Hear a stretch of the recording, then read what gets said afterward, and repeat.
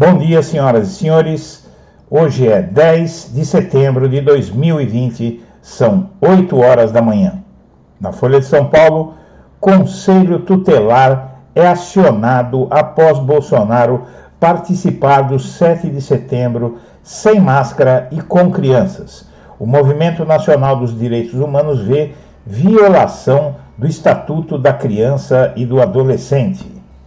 O Movimento Nacional de Direitos Humanos entrou nesta terça-feira com uma representação no Conselho Tutelar de Brasília contra o presidente Jair Bolsonaro para averiguação de uma suposta violação do Estatuto da Criança e do Adolescente.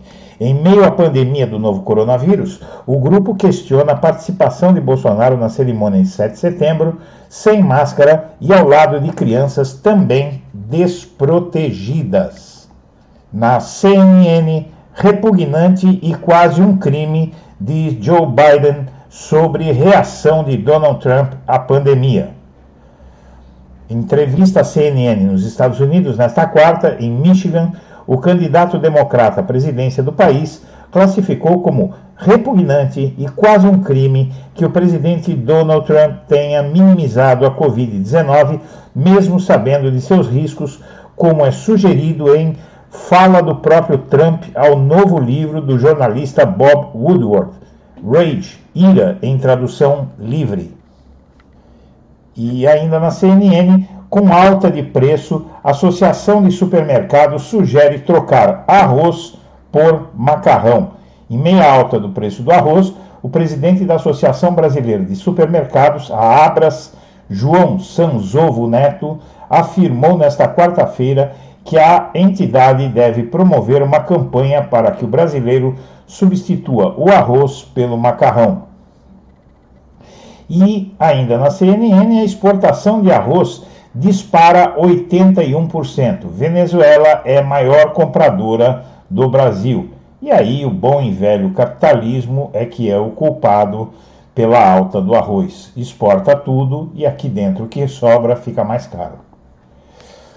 E no jornal Valor Econômico, Bolsonaro diz que não irá interferir no mercado para baixar preços dos alimentos. Nesta quarta, o mandatário brasileiro recebeu o presidente da Associação Brasileira de Supermercados, a Abras, no Palácio do Planalto, para discutir a alta dos produtos básicos. E o advogado de Lula diz que juiz é ligado a Bolsonaro. Defensores do ex-presidente petista veem retaliação da força-tarefa da Lava Jato. O Cristiano Zanin Martins, alvo da Lava Jato na última quarta-feira, por desvios no sistema EFSI, afirmou que enfrenta uma retaliação da força-tarefa da Lava Jato e diz que Bretas, como todos sabem, é ligadíssimo ao Bolsonaro. O juiz Marcelo Bretas é o juiz da Lava Jato no Rio de Janeiro e foi ele que determinou a operação contra os advogados. E para o ex-advogado de Bolsonaro, Frederic Wassef, ainda no Valor Econômico, o delator está sendo usado como míssil teleguiado contra si pela Lava Jato. O advogado ligado à família Bolsonaro foi um dos alvos de busca e apreensão na manhã de ontem. Um comentário do blog da Cidadania é o seguinte: a Lava Jato, para tentar mostrar isenção, enfiou o advogado do Lula no meio da operação contra o Wassef. Só que todo mundo nota que Lula e Bolsonaro e tantos outros são alvos da Lava Jato. Só quem eles blindam por anos são os tucanos. E no jornal Valor Econômico, Fux acena com deferência ao Bolsonaro. Novo presidente do STF quer se sentar com ele e com empresários para discutir saídas para a crise. E é de Bolsonaro e dos empresários que não vai sair nada mesmo. E o ministro da Economia, Paulo Guedes, diz que se afastará das negociações políticas. O ministro diz que dias de bate-boca com parlamentares estão para trás e que passará a atuar mais como formulador. No Correio Brasiliense, a Procuradoria-Geral da República prorroga a Lava Jato do Paraná por mais 4 meses. A Força-Tarefa havia pedido 1 ano. O prazo total é de 4 meses e 21 dias. A Procuradoria manteve a composição de 14 membros na equipe. E o Senado aprova socorro financeiro para escolas particulares durante a pandemia. A proposta foi apresentada pelo senador Jorginho Melo, do PL de Santa Catarina. Ainda no Correio, Bolsonaro diz que perdoa pessoas que defenderam o Fique em Casa. A declaração foi feita a apoiadores que o aplaudiram na entrada do Palácio da Alvorada. Pessoas que defenderam o Fique em Casa são mais ou menos uns 70% a 80% da humanidade em praticamente todos os países do mundo. E na revista Veja, CONTRAN proíbe radar de trânsito oculto e terá que divulgar localização.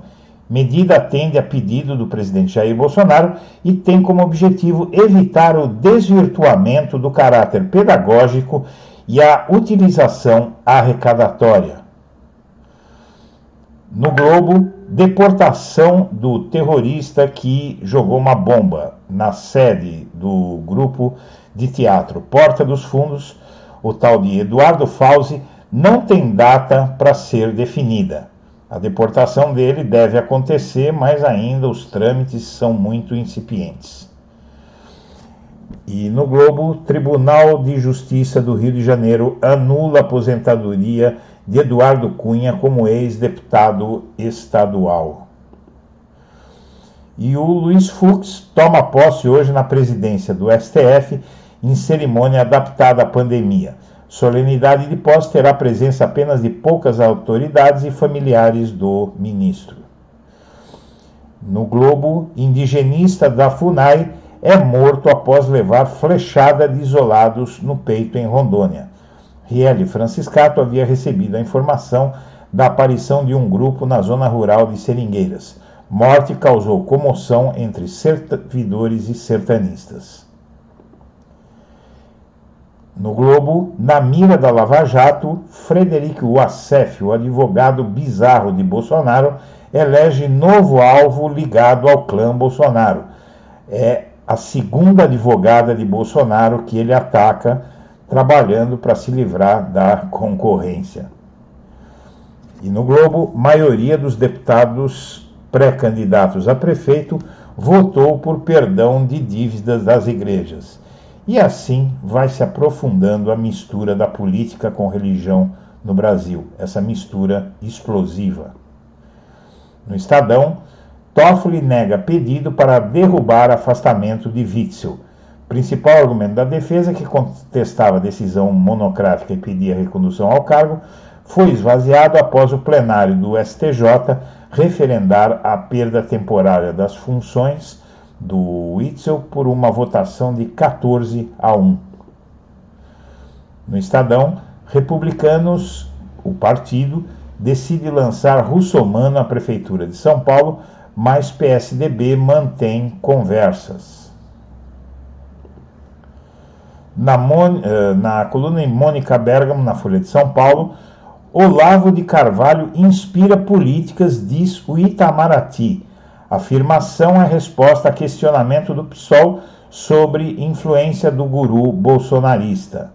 Na verdade, é a inspiração do insulto e do palavrão que está inspirando hoje o Itamaraty, e isso faz todo sentido de acordo com a conduta do Itamaraty depois que o Bolsonaro chegou ao poder.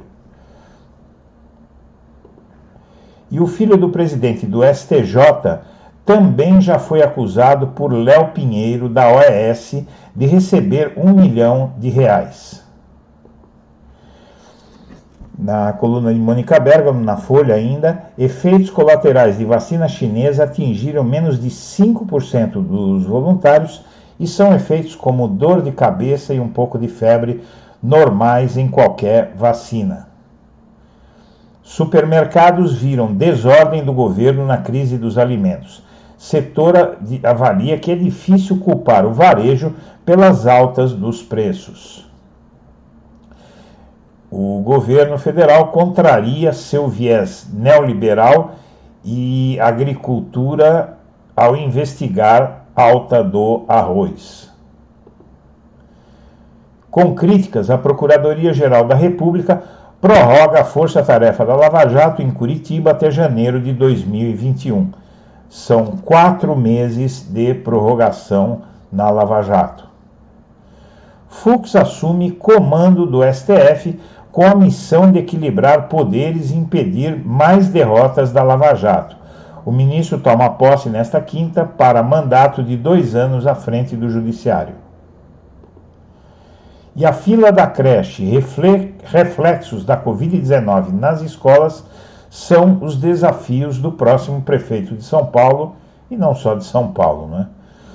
O ministro das Comunicações diz que greve dos Correios na pandemia é inadequada. Perto de vencer, medidas provisórias de combate à Covid-19 totalizaram 7,8 bilhões represados. Sérgio Cabral pedirá a Fachin que sua delação seja considerada na ação do Rio de Janeiro. Ex-governador tornou-se réu mais uma vez nesta quarta. O Cabral diz que aquilo que a Operação Esquema S detectou ontem, ele já havia delatado. E por último, o STF arquivou sem investigar casos delatados por Cabral nos quais a Justiça do Rio viu crime. Arquivamentos de delação do ex-governador indicam que a operação contra advogados deve ter destino similar, até porque envolve ministros de cortes superiores. Senhoras e senhores, nós agradecemos a atenção e estaremos de volta ao meio-dia. Um abraço para todo mundo.